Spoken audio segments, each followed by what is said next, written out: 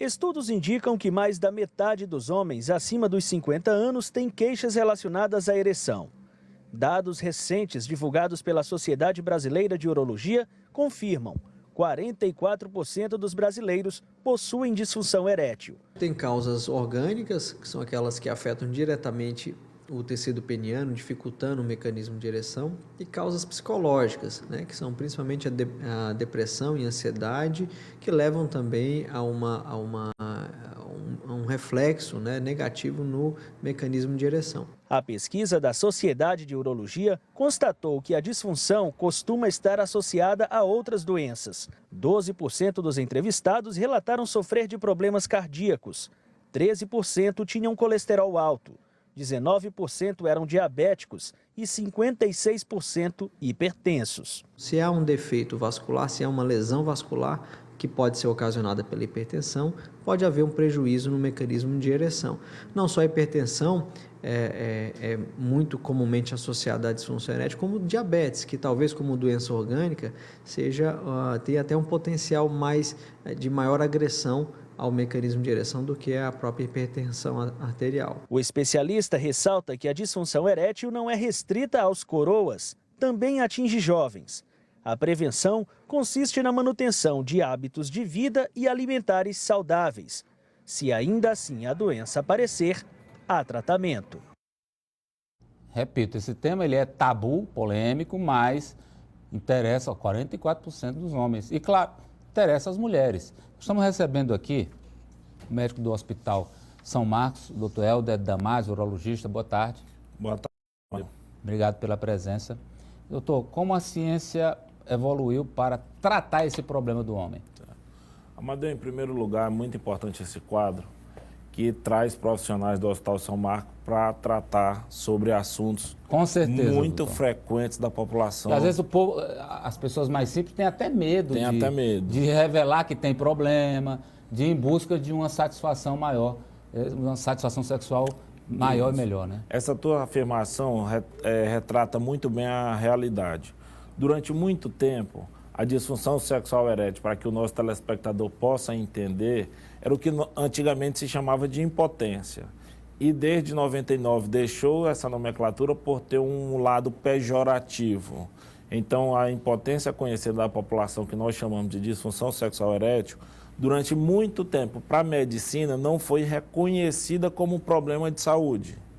Somado-se a isso, ao tabu, como você muito bem explanou, ficava no íntimo dos pacientes que sofreu, não só o paciente, como as suas parceiras. O medo de revelar a doença. O medo de revelar a doença, exatamente. Como mostrou muito bem a reportagem, atinge por volta de 44% da população. É muita gente, eu achei o número alto. Isso, mas quando nós vamos estratificar por faixas etárias, a disfunção sexual erétil atinge por volta de 39% os pacientes que têm 40 anos, e quando nós estendemos a avaliação para pacientes por volta de 70 anos, e hoje, com o aumento da expectativa de vida, nós temos muitos pacientes que chegam bem a essa faixa etária, ela chega a 67%. Doutor, agora vamos a dois aspectos que são fundamentais. Primeiro, tem prevenção e como prevenir? Bom, aí vem mais, como já foi mostrado, a disfunção sexual erétil é uma doença principalmente da terceira idade, apesar de que em número menor possa atingir pacientes mais jovens. A prevenção se faz como? Hábitos de vida saudáveis e a prática de esporte, de atividade física. Hoje a gente sabe com muita clareza que os pacientes que desenvolvem alguma atividade física são pacientes para baixo risco para desenvolver a impotência, a disfunção sexual erétil. Enquanto que os pacientes obesos, fumantes, etilistas, portadores de doenças crônicas são de alto risco para desenvolver... Essa história de que o álcool, ele torna o sexo melhor, é um mito. Isso é um mito. É importante, inclusive, a gente tocar nesse assunto agora no carnaval. Não só o álcool, como outras drogas, como a cocaína, eles inicialmente têm um efeito estimulante, então até desinibitório. A pessoa diz que bebe, se sente mais solto.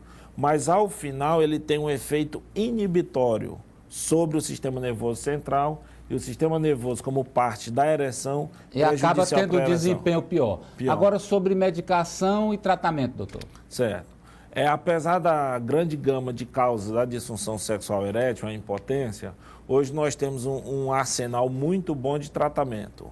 O tratamento, ele visa basicamente fazer com que o paciente tenha uma ereção satisfatória, possa se satisfazer e satisfazer a sua parceira. Nós começamos, inicialmente, colhendo uma história adequada do paciente, orientando mudanças do hábito de vida, estimulando a atividade, perda de peso. E nos pacientes mais idosos, em que é necessário o tratamento medicamentoso, nós começamos com as medicações por via oral, que tem uma vasta gama de medicações disponíveis no mercado. Após as medicações de via oral não sendo satisfatório o resultado, existem as medicações injetáveis intracavernosas, em que o paciente faz a própria aplicação da medicação. E, por fim, aqueles pacientes, principalmente os diabéticos ou comprometidos crônicos por doenças crônicas, o implante de prótese O peniana. senhor quer dizer que sempre vai ter uma solução? Sim. Sempre vai ter uma solução. Diga ali. Os telespectadores aqui, doutor, eu tenho 53 anos, se é normal ter uma diminuição da libido, se a disfunção tem muita relação com a questão da diabetes, se a ejaculação precoce tem ligação com estresse e por conta disso daria uma disfunção. Energético, por exemplo, faz ocasionar algum tipo de problema também de disfunção? A pergunta é ampla, assim como o tema é amplo. Na verdade, são três perguntas, né? Isso, são três telespectadores. A disfunção erétil faz parte de um grande capítulo chamado as disfunções sexuais. Dentro das disfunções sexuais, nós temos a disfunção erétil, a ejaculação precoce e alterações da ejaculação e do orgasmo. O que o cara telespectador perguntou é algo que nós conversamos durante a nossa consulta.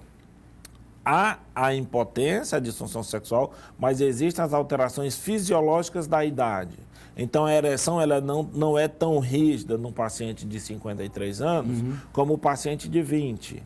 A pressão de ejaculação, o líquido ejaculado num paciente idoso não é tão importante quanto no paciente mais jovem. Por outro lado, o período de latência para que o paciente mais idoso consiga chegar ao orgasmo, ele é maior do que o paciente mais jovem. Então, nós temos mudanças do padrão Isso aí são sexual da natureza e que, muito bem orientados, podem trazer qualidade questão da dos atividade. Energéticos. Os energéticos atuam porque eles estimulam o sistema nervoso central, a parte adrenérgica do nosso sistema nervoso central. E o sistema nervoso central, a sua porção adrenérgica, é que provoca a detumescência. Então, a detumescência é o estágio normal do pênis. A ereção é o estágio que a gente precisa para ter relação e a detumescência é o pênis amolecido. Então, é bom ou não é bom? Não é bom não tomar. Não é bom não tomar o energético. Não Obrigado, tomar. doutor, pela presença. Obrigado. Muito obrigado.